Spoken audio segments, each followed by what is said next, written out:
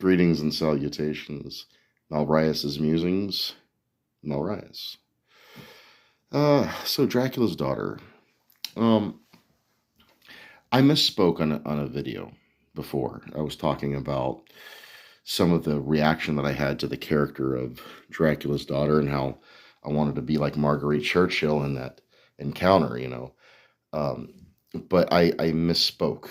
It wasn't Marguerite Churchill, it's Nan Gray was the actual actress. I picked the wrong uh, actress, but I bring that up for two reasons. One, so I could correct my mistake, and two, because this is probably one of the most important scenes in the whole movie.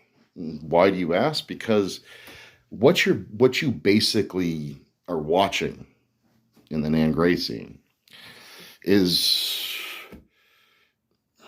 in a Universal movie from the 30s. It's a lesbian vampire encounter is what it is. And when I say this movie was ahead of its time, like this movie is ahead of its time. If you are not interested in the movie Dracula's daughter, I recommend viewing that scene. The reason I liked it so much is because, like I had mentioned before, I really like Dracula's character, and vampires are inherently subtext for sexuality anyways. I mean, they are sexual creatures by analogy, by symbolism. And then now we take that, who's supposed to be the most refined of all, Dracula, and now we're doing, a gender slash sex flip, because this is a complete female.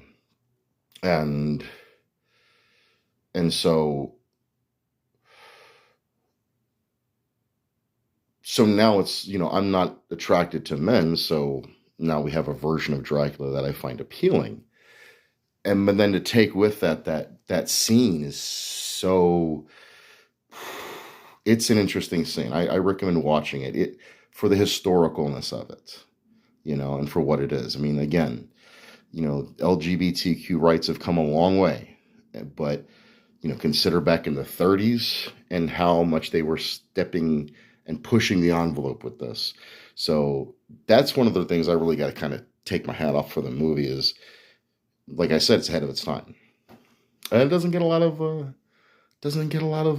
attention nowadays. But we might be winding it up soon. I'm gonna watch a little more and see if there's anything to comment on. See you on the flip.